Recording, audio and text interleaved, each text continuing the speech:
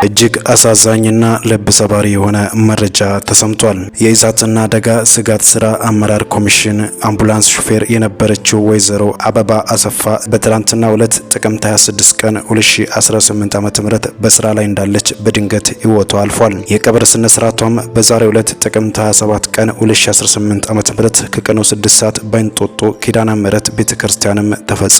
የእሳትና አደጋ ስጋት ስራ አመራር ኮሚሽን አመራርና ሰራተኞች በወይዘሮ አበባ አሰፋ ህልፈት የተሰማቸውን ጥልቅ ሐዘን ይገልጻሉ። እኛም በሚዲያችን ለእኚህ ግለሰብ ቤተሰብና ወዳጅ ዘመዶቻቸው መጽናናትን ተመኝተናል። በወንጌል ምክንያት በክርስትና ምክንያት የሚገደሉ ሰዎች አሉ። ይሄ ግን አሁን እየተፈጸመ ያለው ግድያ ቀጥታ እኔና እናንተ መልስ ያለው ከላይ ነው። ከሰዎች ጋር የሚገናኝ ነገር አይደለም። እግዚአብሔር ወይ በድለናል ማረን ነው። ይሄ ምንድነው ካላችሁ የመንፈሳዊ እይታ ጉድለት፣ መንፈሳዊ እውርነት ነው። ያለኝ ህይወት የኔ አይደለም የእግዚአብሔር ነው፣ የምኖረው እሱ የሰጠኝን ነው ሲሉ ሌሊሴ ዱጋ ገለጹ። የካንሰር አራተኛ ደረጃ ላይ ነው ያለሁት። የሚጎዳኝ ነገር ቢሆንም በእግዚአብሔር አምናለሁ፣ እግዚአብሔርንም አስቀድማለሁ፣ እጸልያለሁ ሲሉም ይገልጻሉ። ሌሊሴ ዱጋ ለብርቷ ሴት ለኦሮሚያ ቱሪዝም ኮሚሽን ኮሚሽነር ሌሊሴ ዱጋ ሕክምናቸው እንዲሳካ ሙሉ ጤንነታቸውም እንዲመለስ ዘንድ ይመኛል። ሙሉ ጤንነትን ከረጅም ዕድሜ ጋር እንመኝላቸዋለን ሲሉ በርካቶች ኮሚሽነር ሌሊሴ ዱጋ የገጠማቸውን የካንሰር ህመም አስመልክተው መልካም ምኞታቸውን እየገለጹ ይገኛሉ። የኦሮሚያ የቱሪዝም ኮሚሽን ኮሚሽነር ሌሊሴ ዱጋ የካንሰር ሕክምና እየተከታተሉ መሆናቸውን በመግለጽ ፎቶአቸውን ጭምር አያይዘው በማህበራዊ ሚዲያ ላይ ከቀናት በፊት አጋርተው ነበር።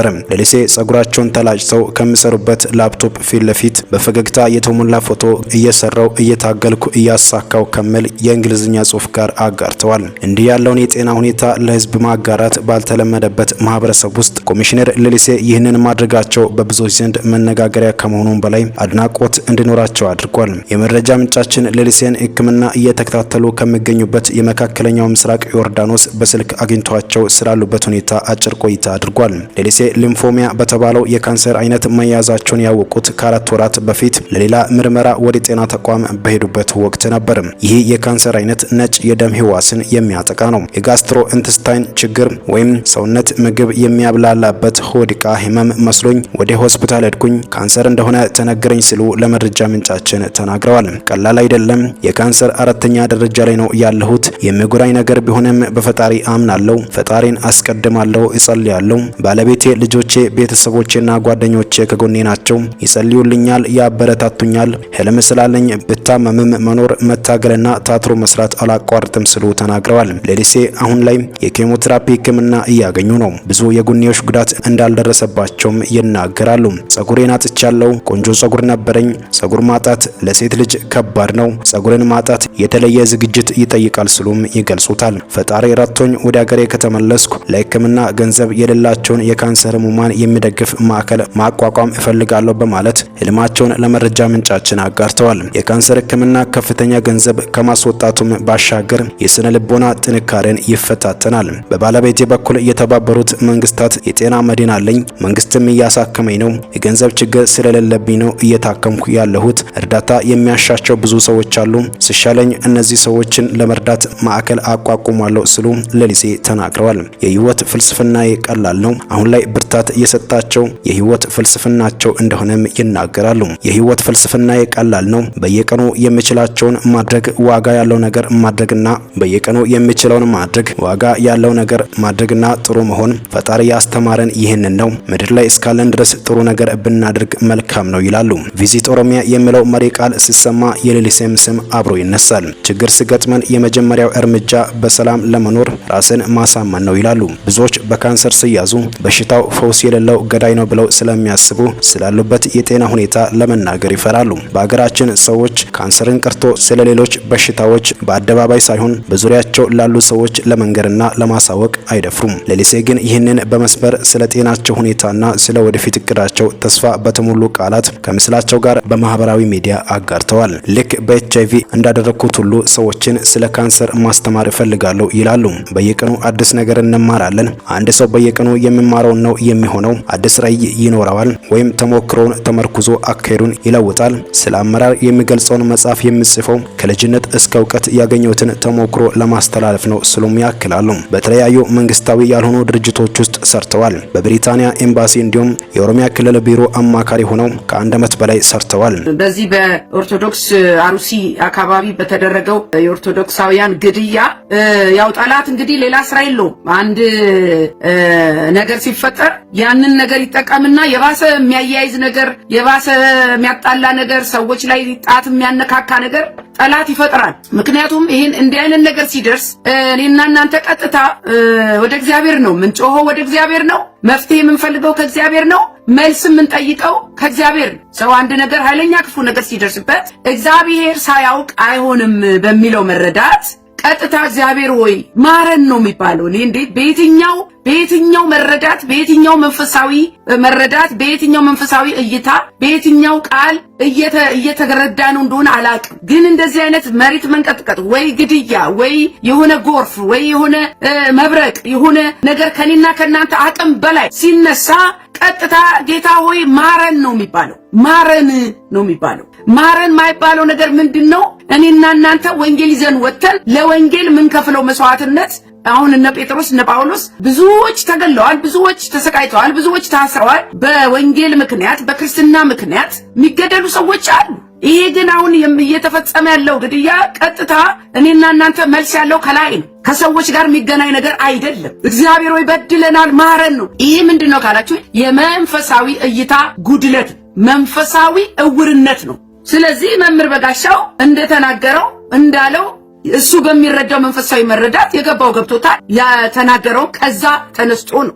ኦርቶዶክሶች በሰጡት ትርጉም አይደለም የበጋሻው ሐሳብ እኔ ጋራዋል። ለምንድነው እኔና እናንተ የምንረዳ በመንፈስ ስለሆነ የእግዚአብሔርን አሰራር ነው። ማንም ክፉ ሰጥቶ እንግዲህ ኦርቶዶክሶች በዛ በሻሸመኔ አካባቢ ወንጌላችንን መዝሙሩን ወንጌሉን ስለ ክርስቶስ የተሰበከውን ስለ ክርስቶስ የተዘመረውን አቃጥለው እኔ ጅራፍ ራሱ ገርፎ ራሱ ይጮሃሉ። እዛ ቤት ያለው ጉድ ኢየሱስ የምታሳድዱ እናንተ፣ ኢየሱስ ክርስቶስን የሚሰብኩትን የምታሳድዱ እናንተ። አስቡት እንግዲህ መምህር በጋሻው የዘመረው ስለ ክርስቶስ ነው፣ የተጠላው ስለ ክርስቶስ በመዘመሩ ነው፣ ኢየሱስ ብቻ አዳኝ መሆኑን በመናገሩ ነው። እውነተኛ የክርስቶስ ወንጌል ብርሃን ሲበራላችሁ ከዛ ቤት ትባረራላችሁ። በጣም ያሳዝነው ነገር መዝሙሩ ማቃጠል፣ ስብከቱ ማቃጠል ምን አመጣው? እና ለዚህ ክፉ ስራ ከእግዚአብሔር ጋር እንደተጣላችሁ አታውቁ? ንስሐ አስገብታችኋል? ንስሐ ግቡ። እናንተ የኦርቶዶክስ አባቶች፣ አሁንም የኦርቶዶክስ አማኞች እምነት ተከታዮች የክርስቶስ ወንጌል ይዘው በወጡት ላይ ለምትሰሩት ግፍ የባሰ ቅጣት ሳይመጣ ንስሐ ግቡ። የበጋሻውን ተሰብስበው ያቃጠሉ እነሱ ናቸው። ግን ንግግሩ ያሁን አይደለም። ከወዲያኛው አጋጥማችሁ ለመቅሰስና ለመወንጀል ከምትሯሯጡ በሰራችሁት ነገር ተጸጽታችሁ ንስሐ ግቡ። አንተ ምን አድርገህ ነው ቄሱ የታረዱት? አንተ ምን አድርገህ ነው ባለማተቦቹ የታረዱት? ቤተክርስቲያን የተቃጠለው አለ። this is the right question። ትክክለኛ ጥያቄ ነው የጠየቀው። ምን በድለን ነው ቤተክርስቲያናችን የተቃጠለው? ምን በድለን ነው ምዕመናችን የሚሞቱት? ምን በድለን ነው ብላችሁ እናንተ አባቶች ከእግዚአብሔር ጋር መነጋገር ሲገባችሁ ከወንጌል አማኞች ላይ አይናችሁንም እጃችሁንም አፋችሁንም አንሱ። እኛ ለቀቃሩ በጣም የሚገርመው ነገር ወንድማችን መምህር በጋሻው ታድሶ አልነበርኩም ማለት ታድሶ መኖሩንም አላቅም ማለት በዛን ሰዓት እና አሁን እኔ ኦርቶዶክስ ነበርኩኝ አሁን ደግሞ ቆንጆ ጴንጤ ነኝ ብሏል። እኔ ደስ ብሎኛል፣ ልጋራሃለሁ። እኔም ጴንጤ ቆንጆ ጴንጤ ነኝ። ወንድሜ በጋሻው ቆንጆ ጴንጤ ነኝ። የኢየሱስ ቆንጆ ኢየሱስ ያድናል። በጣም ደስ አለኝ ያገላለጥ። ታድሶ ግን በዚህ አጋጣሚ ታድሶ የሚባሉት የቱ ጋር ነው አቋማችሁ? አልገባኝም። አሎ ወንጌል አማኝ ናችሁ? ፕሮቴስታንት ናችሁ ወይስ ኦርቶዶክስ ናችሁ? ታድሶ ማለት ምን ማለት ነው? አሁንም ከኦርቶዶክስ ጥግጥጉን አልወጣችሁ። ምክንያቱም ይከታተላችኋል፣ ንግግራችሁን ቼክ ያደርጉታል። የሆነ ኮኔክሽን አላችሁ። ቁረጡ፣ ታድሶች ቁረጡ። ወይ ወደ ወንጌል አማኝ ነው ወይ ወደዛ ተቀላቀሉ። ታድሶ የሚባል ነገር የለም። ትታደሳለህ፣ ትለወጣለህ። ከነበርክበት ጨለማ ወደ እውነት ትመጣለህ። ከነበርክበት ኢየሱስ ከማይሰበክበት ኢየሱስን በግልጽ መስበክ ትጀምራለህ። ስለዚህ እስከ መቼ በእድሳት ትቆያላችሁ እናንተ ታድሶች? እድሳት አይበቃም? አልታደሳችሁም? እስካሁን ታድሳችሁ አልጨረሳችሁም? አልገባኝም። የእምነታችሁ መሰረት ስፍራችሁን ለዩ። ታድሶች ስፍራችሁን ለዩ። እነዚያ በዓይነ ቁራኛ ያዩዋችኋል። የሆነ ነገር አላችሁ ያልተቆረጠ፣ ስራችሁ አልተቆረጠም። ስራችሁ መሰረታችሁ ወይ ወንጌል አማኝ ያልተባላችሁ መሃል ላይ ያላችሁ ይመስለኛል። ስለዚህ በአሮጌው ልብስ አዲስ አትጫወቱ። በክርስቶስ ኢየሱስ በማመናችን በእግዚአብሔር ቤት ልጆች ሆነን ስንኖር እኔና እናንተ እያንዳንዳችን ከእግዚአብሔር የተቀበልነው የጸጋ ስጦታ አለ። ማንም ያለ ጸጋ በእግዚአብሔር ቤት ቢኖር የለም። ይህም ጸጋ ቤተክርስቲያንን እንድንጠቅምበት ፍሬ እንድናፈራ ነው የተሰጠን፣ እንድንሰራበት ነው። ጸጋ ይዞ ቁጭ የለም። እግዚአብሔር ጸጋ ለእያንዳንዳችን ሰጥቶናል። እግዚአብሔር በቤቱ ስራ ፈት ፍሬ ቢስ ልጅ የለውም። ሁሉ ሰራተኛ ነው በተሰጠው ጸጋ በተሰማራበት። ተፍ ኧረ ስራው ብዙ ነው እናንተ፣ መከሩ እኮ ብዙ ነው። ሰራተኞች ጥቂት ናቸው፣ በተለይ በዚህ ዘመን። ስለዚህ ጸጋ ልዩ ነው እንዳልኩት በአንደኛ ቆሮንቶስ ምዕራፍ 12:4 ላይ የጸጋ ስጦታ ልዩ ነው፣ መንፈስ ግን አንድ ነው ይላል። ዋናው ነገር ግን የተሰጠን ጸጋ ለይተን ማወቃችን። እህቴ ጸጋሽ ምንድን ነው? ወንድም አለም ጸጋ ምንድን ነው?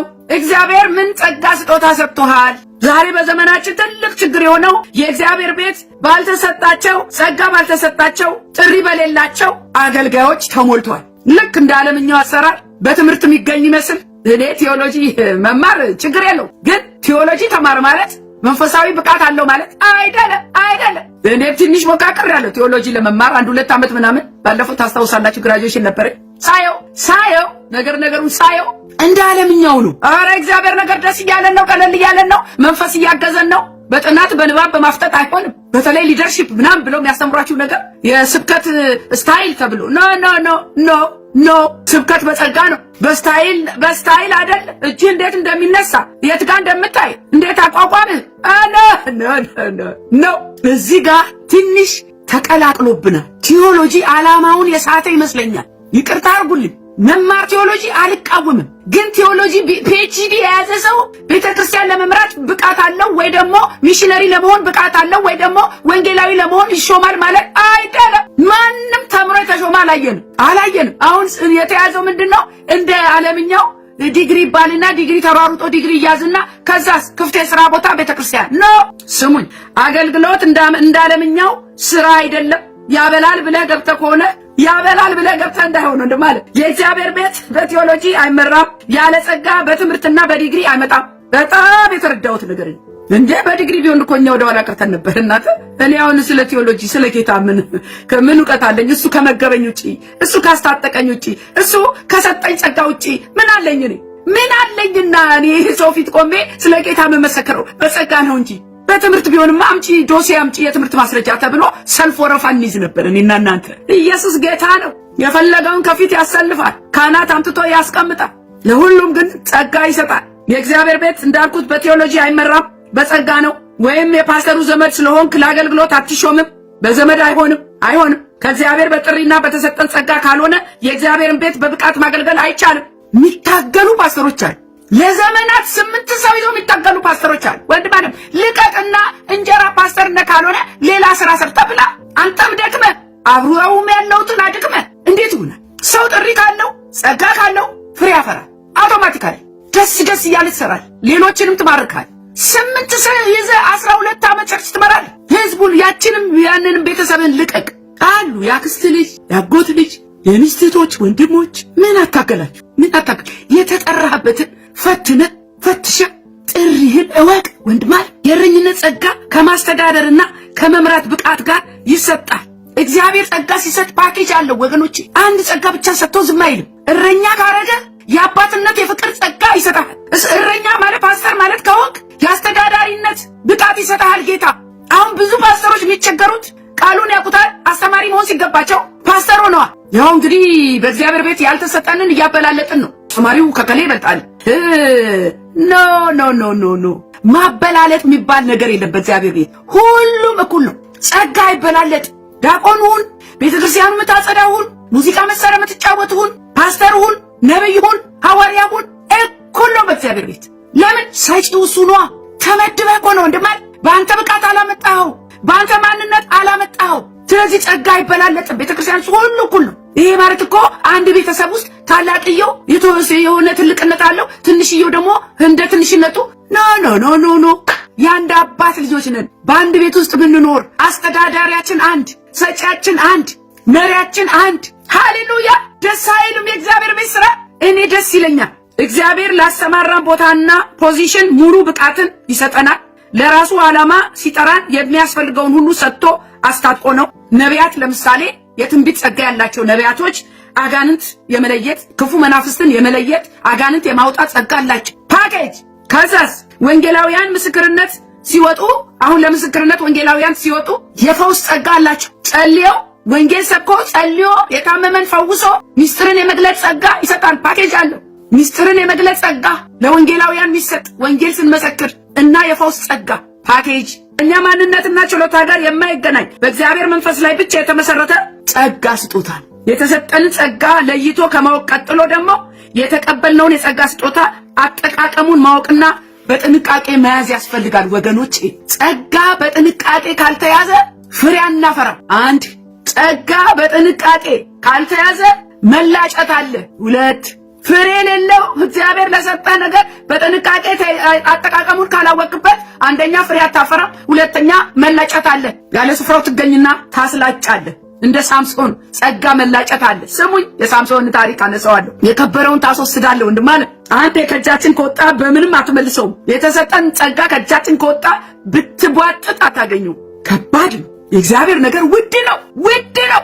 ደሊላ ታስታውሳላችሁ? መሳፍንት 16 ላይ ደሊላ ሳምሶንን ጸጋውን ለማስጣል ብዙ ጨቀጨቀችው።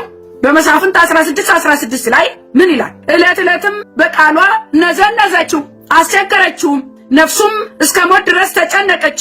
ወገኔ ጠላት ሳይጥልህ አያርፍም። ያቺን ውዷን ነገር ሳያስጥልህ አያርፍም። ጠላት ይነዘንዝሃል። ፍቅር መስሎ እየዳበሰ እንደ ደሊላ አትወደኝም ማለት ነው፣ እወድሻለሁ ያልከኝ በከንቱ ነው ትላለች እኮ። ወንዶች ደግሞ የሴት ነገር አይሆንላችሁም፣ በጣም ደካሞች ናችሁ። ወይኒት ካምስ ገርልስ በጣም ነው የምታሳዝኑኝ። እኔ አታውቁትም፣ በቃ መውደቂያችሁን ወደ ሞት እየተነዳችሁ መሆኑን እንኳን አታውቁም። ልክ ጋማውን የተያዘ በሬ ነው እኮ ነው እኮ። ወደ ግራ ወደ ቀኝ ማስተዋል፣ ከእግዚአብሔር ጋር መማከር፣ ሁሉ ነገር ይጠፋብሃል ወንድም ማለት ምን ሆናችሁ ነው? አስተውሉ እንጂ።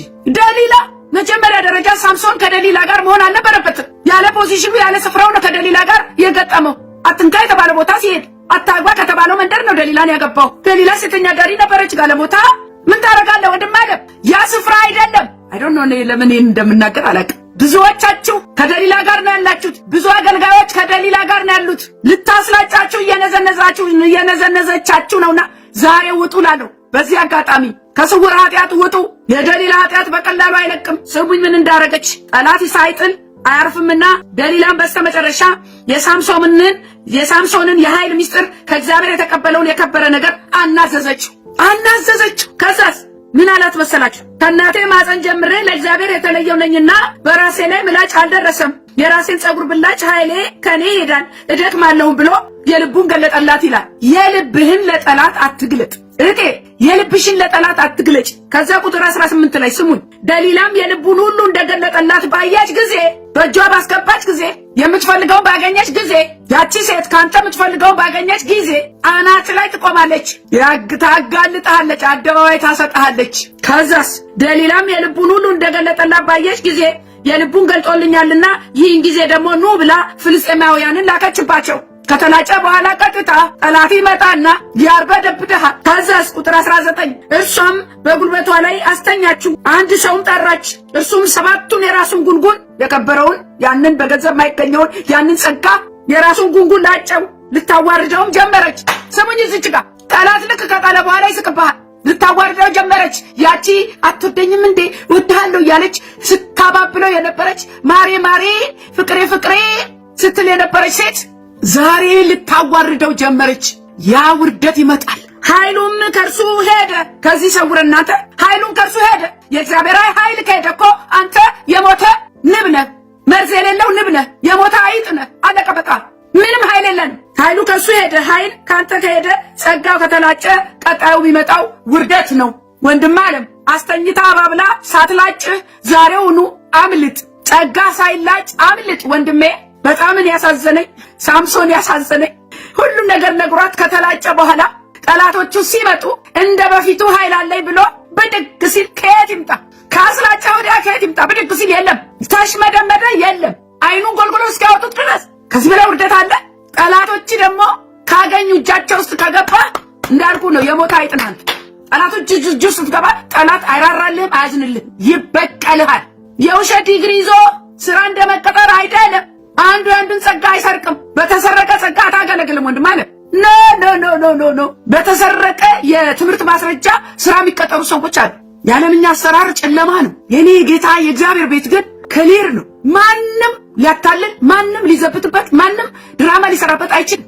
ነገር ማስመሰልም ሆነ ኮፒ ማድረግ አይቻልም። መኮረጅ አይቻልም ከእግዚአብሔር ነገር። እስቲ እንደ ከሌ ልስበክ ብላችሁ ኮርጁ። አይሆንም። እስቲ እንደ ከሌት ልዘምር በሉና ሞክሩት። አይሆንም። ያልተሰጠሽን አይሆንም። ምንም ቢሆን ኦሪጂናል ነው። ከእግዚአብሔር የተቀበልነውን ማንም ኢሚቴት ሊያደርግ አይችልም። ከሆነም ድራማ ይሆናል፣ ፍሬ የለውም። አሁን በጣም የሰው መዝሙር የሚዘምሩ አሉ። የራስ ካልሆነ ግን የሰው። ለዚህ ነው በእኛ ዘመን ያለ ጥሪና ያለ ጸጋ ነቢያቶች ድራማ እየሰሩ ነው። ጸጋ የለውማ፣ ፓኬጅ የለውም። እንዳልኳችሁ ነቢያት ፓኬጅ አለው። አጋንንት የመለየት፣ አጋንንት የማስወጣት፣ ሊመጣ ያለውን የመናገር፣ የእግዚአብሔርን ሐሳብ የመገሰጽ ፓኬጅ አለው። የእኛ ነቢያቶች ግን የሚታየውን ነገር ብቻ ነው የሚነግሯችሁ ከስልክ ቁጥር ጋር። የባልና ሚስት የሽሮና የበርበሬ። ለምን? ጸጋ የለም። የሥራ ክፍት ቦታ ነው። አሁን ለነሱ መብያ ነው፣ መተዳደሪያ ነው። መንፈሳዊ ምቀኞች አሉ ከእናንተ ጀርባ ስር ሆነው ለማጨናገፍ የሚያሟርቱ ሰዎች። አይገርማችሁም? እኛው አጠገብ ክርስቲያን ሆነን የአንድ አባት ልጆች ሆነን ለዚህ እኮ ነው በጋራ ያላደግነው። ለዚህ እኮ ነው በእግዚአብሔር ቤት ሁሉም ተባብረው በተሰጠው ጸጋ ቢሰራ ስንት ፍሬ ባፈራን ነበር። ጸጋ ልዩ ነው፣ መንፈስ ግን አንድ ነው። ሰጪው አንድ ነው፣ አሰራሩ ልዩ ነው፣ መንፈሱ አንድ ነው።